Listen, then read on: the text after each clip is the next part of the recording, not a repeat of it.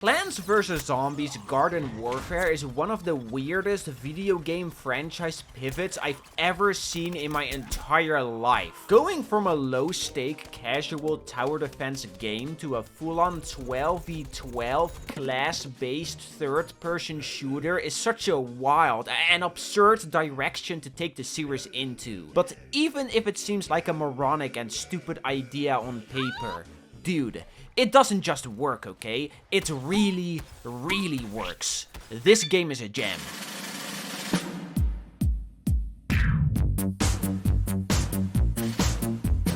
I want you guys to know that I adore both the Garden Warfare games, but my introduction to the series wasn't actually the first one, but the Garden Warfare 2 beta specifically. That beta ran for a total of 4 days, and I remember playing the living hell out of it together with my cousin. I loved it to bits.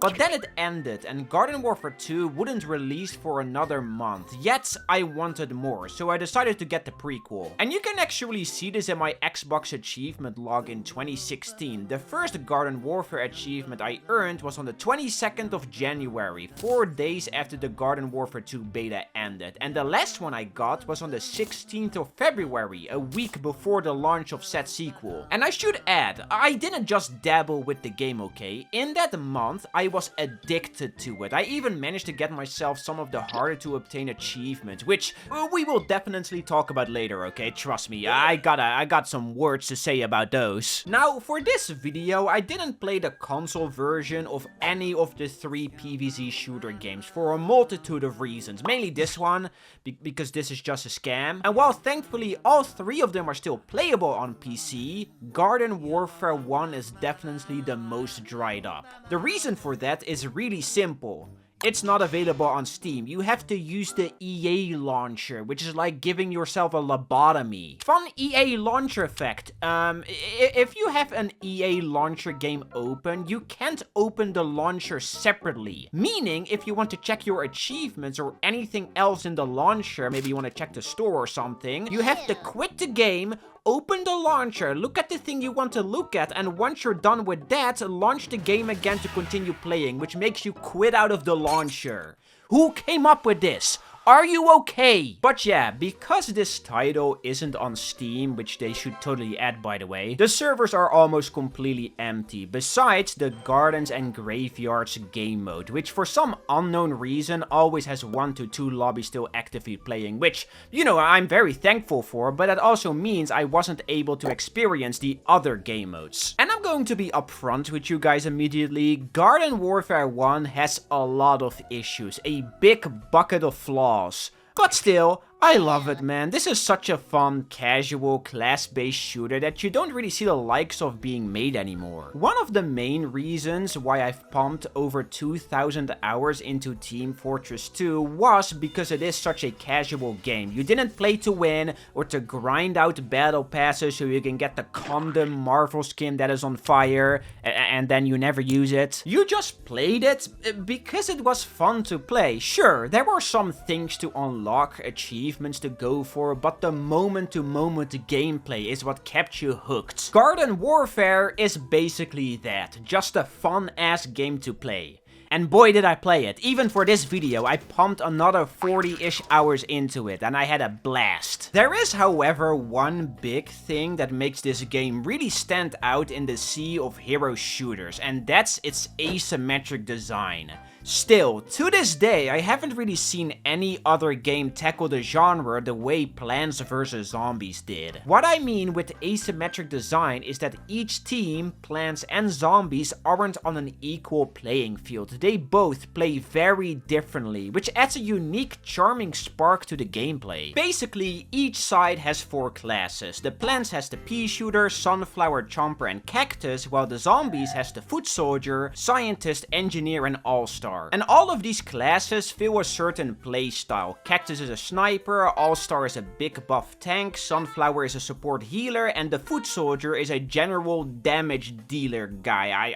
I don't know. And what I think really perfects perfects this is how these classes together form a team that makes the plants play more defensively and the zombies offensively, which is just a wonderful way to stay faithful to the original PvZ game. They also all have 3 unique abilities, like the foot soldier has a rocket jump that lets him get an easy vantage point, the sunflower has a TF2 medic heal beam, engineer has stun grenades, blah blah blah. I really don't need to go over every ability. I feel like every time I watch someone review this game, they list all the abilities one by one. All you need to know is that every class plays differently and each one of them is distinct. If that was all there was to it, it would have been a really fun game, but it would also get a bit stale rather fast. And here is where Garden Warfare has a secret trick up its sleeve.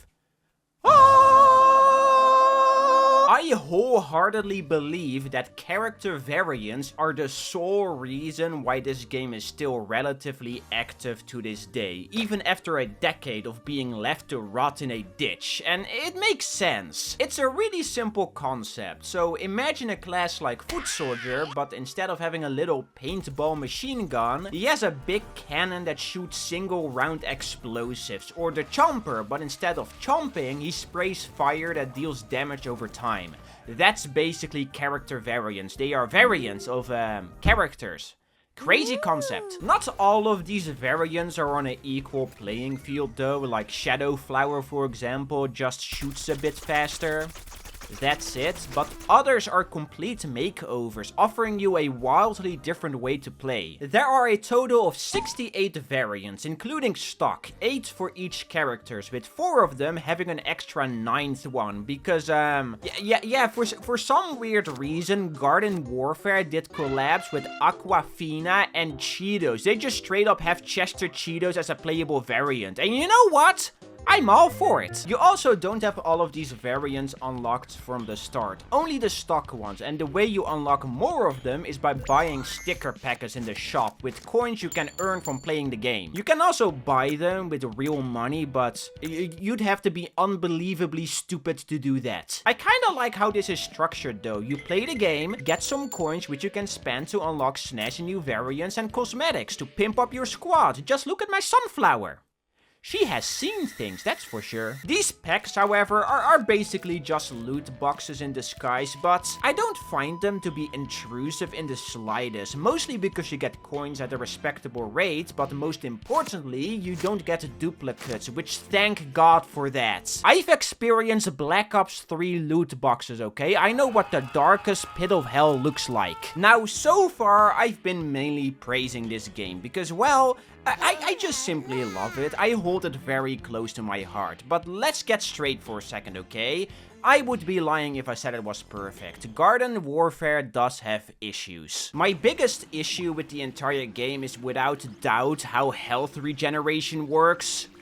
Yeah, it's kinda ass if I'm honest. Only making the player regenerate health up to half is a cute idea on paper, trying to push people to play the healer classes more. But most sweaty little gremlins like myself find playing damage-centric characters more enjoyable, so everyone ends up walking around with half health, making splash variants extremely oppressive and rather annoying. This is why Toxic P should be burned on a stake. Balance in general is also completely out of whack. Some variants are ultra mega doo-doo while others wipe entire lobbies. Certain map sightlines are unfair beyond belief, and combining that with head glitching creates a very unpleasant playstyle to play against. Like, come on, man. What am I supposed to do here? The leveling system is also just, it's pure garbage. The challenges you get are just so unnecessarily specific that it makes you question your entire existence. And the overall movement feels quite clunky and rigid. Again, this game has flaws. Are you kidding me? But here's the thing, okay? Even if it has a lot of issues, the main gameplay loop that is present here is just so much fun that you kind of forget about its problems. The game in general, it's just such an amusing, chaotic hellhole that is just a blast to jump into, with fun gameplay, zany characters, and a fantastic presentation. To put simply, I adore Garden Warfare's art direction, while PvZ2 went kinda stupid mode with its theme, going the whole time travel route. Garden Warfare, which came out half a year after PvZ2, decided to keep it more grounded and faithful to the original game. You aren't going to Mayan temples or take part in some 1980s music concert. No! Garden Warfare fully takes place in my all-time favorite time period / location. Modern suburban America. Meaning these turf fights are taking place on the playground, in tree houses, golf courses, random neighborhoods, and just simple gardens. I mean, it's called Garden Warfare for a reason, you know? I love the stupid dancing scarecrow at the point, whistling earworm happy music. The final point of Walnut Hills has coconut cannons shooting tall nuts down a hill that you have to dodge, kinda like that one really iconic minigame from that one game I forgot the name of. There is anti-plant propaganda graffiti all over the different maps. The engineer has its fat ass crack out for literally no reason. The scientist has a variant called marine biologist who uses a dolphin as a weapon that shoots anchovy. They even paid Snoop Dogg to promote the game, making him post on Facebook that the dolphin gun is one bad motherfucker. And I can't really blame him. Put down the shotgun, pick up a dolphin. And just the overall contrasting theme of the plants being all happy and lush with different types of flowers and vegetation surrounding them, while the zombies look borderline depressed, like they are taken over by the soulless technology they use, while at the same time not having a single trace of plants life in their vicinity. They really took the theme from the original game and expanded upon it, and they did such an amazing job. And honestly, I can go on and on about the presentation of this game, but to keep it brief, again, I love Garden Warfare. It's just such a wonderfully weird, funny, and lovable little casual PvP shooter. I don't think it has the same replay value and polish as something like a TF2 or Fortnite, but this is still a fun as hell game, which the likes you don't really see being made anymore, which is a bit of a shame. But still, Garden Warfare is a gem. All EA has to do is put it on Steam, stop being stupid, and just do it. It's free money for you guys. Alright, enough reviewing, let's talk achievements. Now, you can put these into one of two categories, the PvP achievements and the Garden Ops achievements. The PvP achievements are pretty simple though. The hardest ones are probably getting to level 50 and vanquishing 100 of each plant and zombie, but a handful of them require you to play the other game modes like Gnome Bomb and Team Vanquish. But I already said this, these game modes on the PC have not a single soul playing them. Everyone always sticks to gardens and graveyards. But thankfully, you only need 2 people to start a match, so all the Gnome Bomb, Vanquish Confirmed, Taco Bandits, and Suburbanation achievements are fairly easily obtainable. They just require you to grind them out for 2 or so hours, which is a little annoying, but honestly, isn't that bad. I've done way worse in the past. However, one of these achievements, called TVM Veteran, requires you to win 25 matches of Team Vanquish. Normally, this is a big nothing burger, but again, because the Team Vanquish lobbies on PC aren't populated, you can't even start a round. You can, however, grind it out with a friend, vanquishing them over and over again until you win 25 matches, but I really do not need to explain why this is a complete waste of time. Now, I could just leave it at that and say I wasn't able to fully complete it because of circumstances beyond my control, but that's lame as hell, and thankfully I came up with a plan. Garden Warfare 1 Discord event! That's right, I decided to host a Garden Warfare 1 event in my Discord, discord.gg/foco, nudge nudge. The goal was really simple, play 25 matches of Team Vanquish.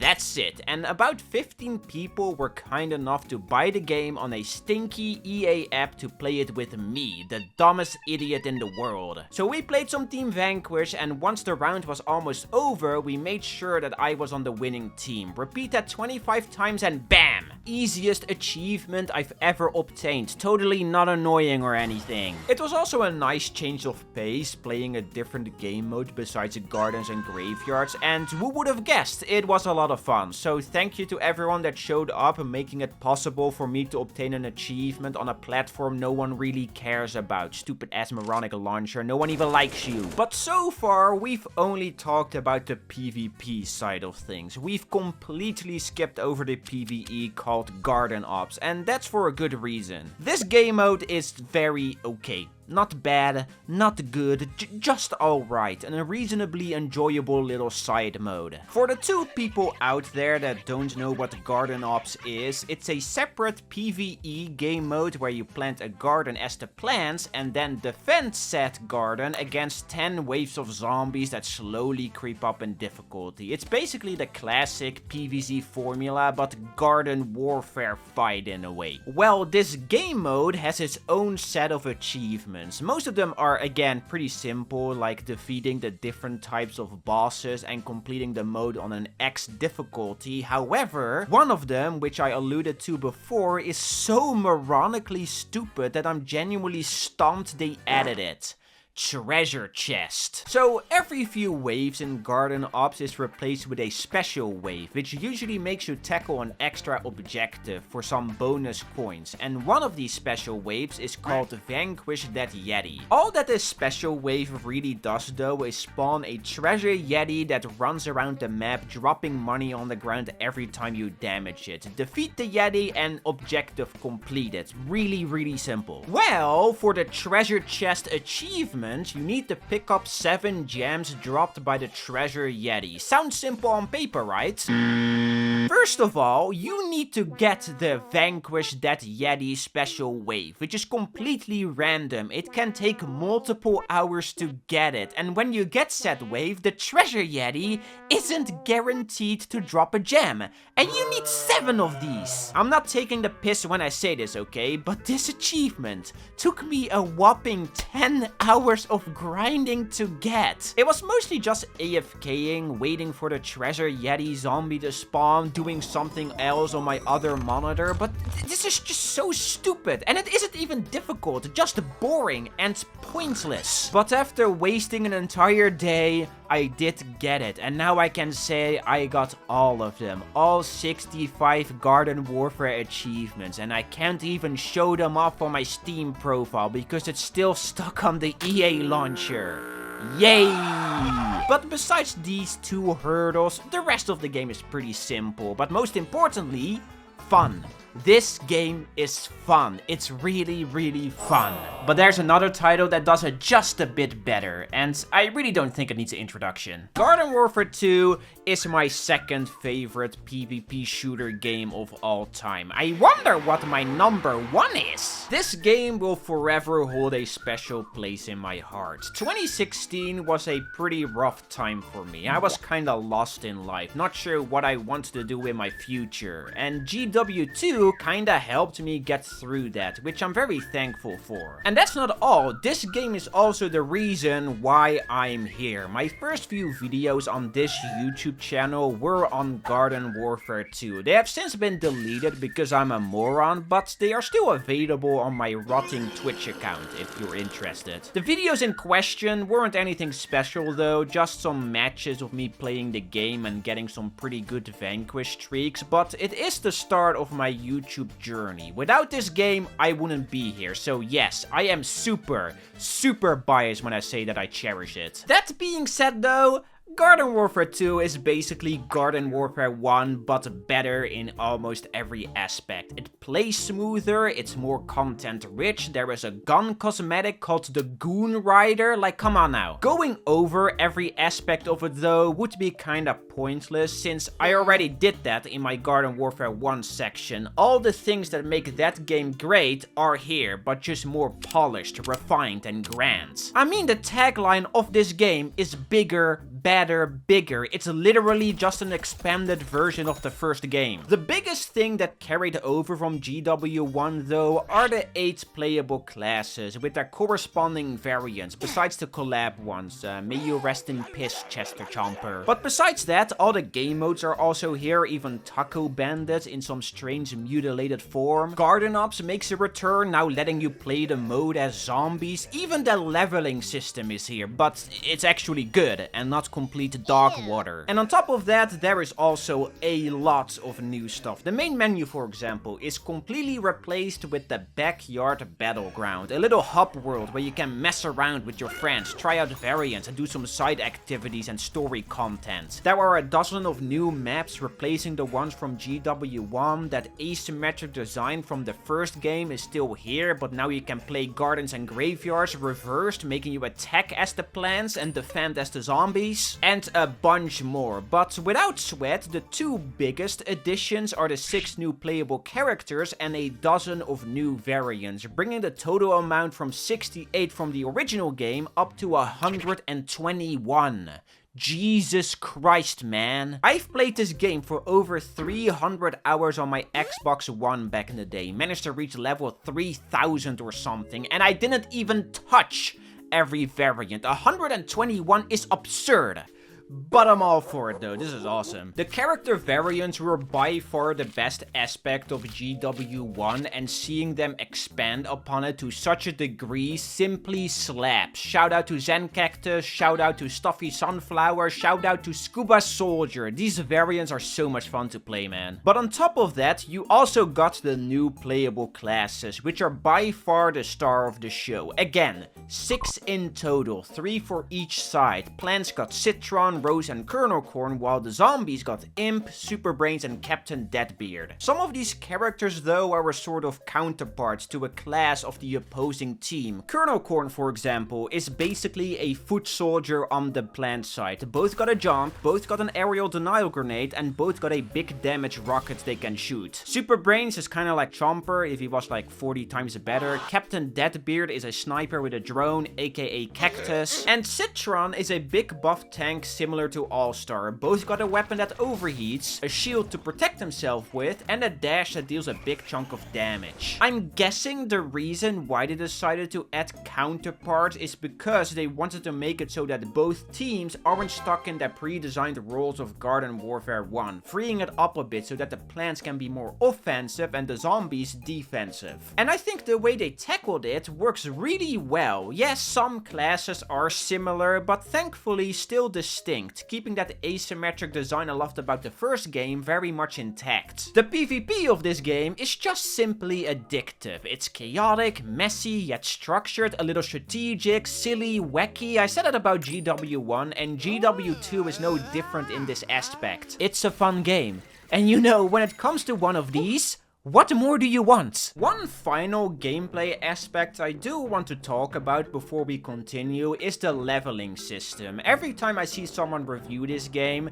they kinda skip this aspect of it, and I don't think people truly understand how much replayability this simple little bar in the bottom of your screen provides. The leveling system in Garden Warfare 1 sucked ass, okay? We all know this is the truth. I showed this bonk choice sprint tackle challenge 2 times so far, but I truly think it perfectly shows why the system was so horrifically flawed. No one has ever killed a bonk choi with a sprint tackle, okay? If you say you did, you are lying. You are a liar. Thankfully though, Garden Warfare 2 completely overhauled the leveling system. There are still challenges for you to complete, but not only are they doable and not unnecessarily specific, but they grant you these little pins that multiply your XP up to 2 times if you have enough of them. And the way you get XP is simply by playing the game, getting a vanquish, capturing a control point, reviving a teammate, talking to a fish. Why not, you know? If you manage to reach level 10 with a variant though, you can go back to the backyard battleground and promote said variant, and in return you get a cool nameplate that enemies can see if they vanquish you, and 20k coins that you can spend on sticker packets in the sticker shop. You can do this up to 5 times, 50 levels in total, until you reach master rank, which doesn't really do anything, but it says it right there, you mastered the character. Good job. Each level also bumps up your overall player level by 1, which you can see on the scoreboard. So this whole leveling system is basically a sort of show-off thing. It tells the player you vanquished how much you've played a variant, but also the entire lobby how much time you've pumped into the game. And because each variant only has 50 levels, it forces you to play the other ones. You don't have to. If you want, you can just stick to a variant you like, but I think this is part of the fun, trying to master as many variants as possible. Again, on the Xbox, I was almost level 3000, managed to master like 55 or so variants, and I had a blast doing it. It's such a small, simple little thing, but man, is it underappreciated. I really like this aspect of the game. You also unlock character upgrades at certain levels, and some of these are absolutely broken. Don't you ever dare to mess with a scientist that got the damage upgrade, okay? He will demolish you. But that's gameplay. In short, it's good, it's fun, I love it, but you already knew that. So before I continue, I want you to hammer it in your head that I cherish this game. Even if it has a billion issues, I will never forget what it helped me get through and all the awesome memories it has provided. With that being said, I have a lot of annoying little gripes with it. Let's talk about cosmetics first. Bro, what the hell happened here, man? What the fuck is your hat? It's cool, it's cool. Piece of shit. It's cool, man. Wait, can you stand still for a sec? Yeah, it's cool, man. Garden Warfare 1 had a lot of fun cosmetics, a nice mix between cool face paints, silly yet fitting hats, and a small amount of absurd, pointless rubbish. Garden Warfare 2's cosmetics, on the other hand, is 70% absurd, pointless rubbish. Birthday cake candle eyelashes, green puke leaking face paint, ice cream mohawk, a floating circus stand. What are we doing? The engineer doesn't have a single good beard cosmetic in this game. It's just random junk like lit matches jammed in his nose or a mustache on his chin. Compare that to the first game where almost every beard was either badass or silly yet fitting. I'm not gonna sit here and say that every cosmetic in the first game was good, but most of them at least made some sort of thematic sense. For Garden Warfare 2 on the other hand, they went, remember the brick visor? Yeah, let's tape that brick to his mouth instead, for no reason, and then they started celebrating and shaking each other's hands. Like, seriously, dude, at least try. People in general have gotten a lot more critical of this game's art direction and presentation over the years, and while I don't think it's bad, I do kinda agree with the statement that the first game just looked way more appropriate. In my opinion, PvZ's aesthetics just shine a lot brighter if it stays more grounded instead of going the full time travel dimension hopping route. I'll take the lush green suburban America look over prehistoric Boner Island any day of the week. And why did they remove the bloodshot zombie Iceman? I like my foot soldier looking all coked up. The map pool, sadly, isn't as strong as the first game. While thankfully most of them are still fun, GW1 maps just float a lot better, with lots of buildings to jump on and small corridors to squeeze through. Garden Warfare 2 on the other hand is a lot more flat, with wide open spaces that are less vertical. If you want to know why they went this direction, well, it's because of this guy. He's big and fat in his mech, like that one YouTuber I forgot the name of, but everyone always makes fun of him. Also, don't even get me started on Time Park, okay? We all know it sucks ass. There's a story mode.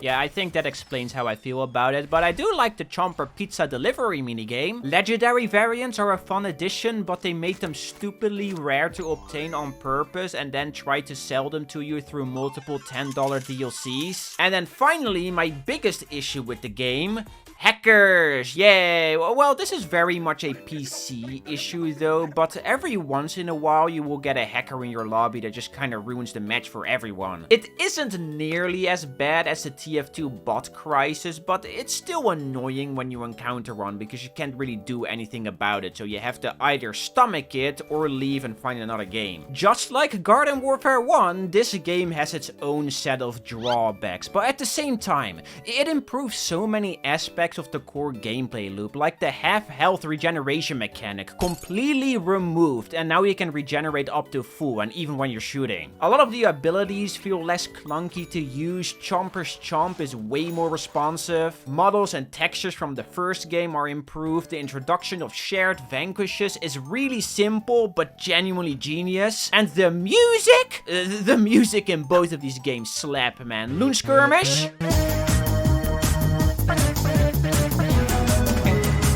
My beloved. In short, this game is awesome, but I'm pretty sure most of you guys already knew that, since it still has thousands of people actively playing it every day on Steam alone, not mentioning Xbox, PlayStation, or even the EA launcher. Garden Warfare 2 is simply just an addictive as hell and charming little PvP shooter that I see myself playing on and off for years to come. If you haven't played it before, no matter what the reason might be, you are genuinely missing out. Again, I love it. This game is a blast. Speaking of missing out, the achievements! Oh boy, okay, here we go. I mean, I could sit here and rapid fire through a lot of the ones that are decently tough to obtain, but if we went down that route, we would be here for a while. And I also know the big thing you guys want to hear me talk about. The Unobtainable 7. To keep it short, the reason why I like to call them the Unobtainable 7 is because, well, all of these achievements are no longer obtainable. Legitimately, that is. So if you're playing GW2 on consoles, you are crap out of luck. You just can't fully complete this title. However, on PC, you thankfully can by pulling some strings behind the scenes, aka mods. So these 7 achievements can be put into 3 categories: Cats vs Dinos, Boss Hunt, and Community Challengers. And the reason why all of them are unobtainable is because all 3 of these things are no longer accessible. Cats vs Dinos and Boss Hunt were limited time modes that aren't in rotation anymore, and Community Challengers were, they were community challenges. Hit X amount of vanquishes as a community and get a reward. But these are also not being done anymore, making all 7 of these unobtainable. Funnily enough though, I did get most of them on my Xbox back in the day, but the only way to unlock them these days is, like I said, with the usage of mods. So let's go over how I managed to obtain all of them, starting with Cats vs Dinos. For Alright Meow and Open the Door, Get on the Floor, all you need to do is win a match of the Cats vs Dinos game mode on both sides. And if you use these 2 mods, you are able to load up a match in the multiplayer portal and play it with bots. Pretty simple. For the 2 community challenge achievements, Team Player and Together We Win, there is sadly no real way to do it legitimately anymore. Thus, you have to use this mod that will pop the achievement for you if you vanquish a wheat and brown coat in the backyard battleground. Again, it kinda sucks that you can't get this properly anymore, but this is the only option. And then last but not least, Boss Hunt. This game mode can be accessed with the same mods that is used to play Cats vs Dinos, and to earn these 3 achievements, all you need to do is defeat any of the 4 boss hunts on the corresponding difficulty. These 3 are definitely the most complicated ones to get though, since boss hunt is not particularly easy. You need some good teamwork to be able to beat them, especially the crazy difficulty one. But with enough willpower and a bit of sweat, it is doable, and all of them are unlockable. Yeah, that's actually a lie. This one, Boss Battle, just doesn't work. It doesn't pop. No matter how many times you beat a boss hunt on normal difficulty, this achievement just doesn't want to be obtained. Like it's stuck in an eternal limbo, running away, scared for its life. But I'm the achievement guy. No way I'm going to stop here. So after doing some digging, I found another mod that will pop the achievement if you once again vanquish a wheat or brown coat in the backyard battleground. So kind of a lame conclusion, but that's it. The Unobtainable 7 obtained, but if I'm honest, none of these are that difficult to get. They just require you to mess with some files and do some content that isn't accessible anymore, which is a little annoying, but not absurdly difficult. The real hardest achievement of Garden Warfare 2, in my opinion, is More Secrets by a landslide, and this one really is a doozy. You can kinda compare this achievement to Treasure Chest from Garden Warfare 1, where it isn't necessarily very hard or difficult to obtain, but rather just very monotonous and time-consuming. So those game modes I was talking about, Cats vs Dinos and Boss Hunt, like I said, they were limited time modes and they were accessible by entering the mystery portal, which opened up every now and then. That mystery portal though still opens up every month, and while a lot of the game modes it used to have aren't in rotation anymore, rest in peace Soil Survivors, a few of them are, and if you win a match in the portal you get some rainbow stars. With those stars you can open one of these chests inside of the town hall, and if you open up the red one for 50 rainbow stars it will give you a trial key, which can be used to access a gnome trial. Gnome trials are quite complicated to fully explain, but to compact it, it's basically a big obstacle course featuring puzzles, platforming, boss fights, writing down codes, that kind of stuff. If you complete a gnome trial, great job! Now you have to do that 3 more times, but not right away, no! You see that the red chest you opened only restocks once a month, so before you continue, you have to wait. So this achievement takes a minimum of 4 months to obtain. Only if you've done all 4 of the trials are you able to fight a final Gnottegnelf boss, which once defeated will open up a final portal that leads to a big room with 2 chunky chests. For the more secrets achievements, all you need to do is open these chests, which both require 70 rainbow stars. 140 in total, so go back to the mystery portal, play the stupid dumb game mode that is currently in rotation. Why the hell did they decide to go with Lawnathon? Are you okay? Farm 140 rainbow stars, open the chest, and you get the achievement. It's a journey and a half, okay? Like take a chill pill, dude. To be fair though, the rewards you get from opening these chests, besides the neat little icon you can display on your Steam profile, is really cool. 2 brand new classes. Not variants, full fleshed out classes. Torchwood and Hovergoat, which both are a lot of fun to play. And let's get the facts straight, okay? That's the only important part. Even if this game is kind of a disaster to fully complete, wasting your time, making you mess with the mods and collecting pointless golden gnomes for a hat you're never going to use, the core gameplay, just like GW1, is fun. That's the best way I can describe the Garden Warfare series. F-U-N. It's fun. It's for sure not the most polished or grand game, but I love it, and it will always hold a very special place in my heart. Seriously, this game is so goddamn charming. I just adore it to bits. If EA only didn't make my Xbox account inaccessible for no reason. Thanks for that, guys. Ooh, do I just love modern gaming?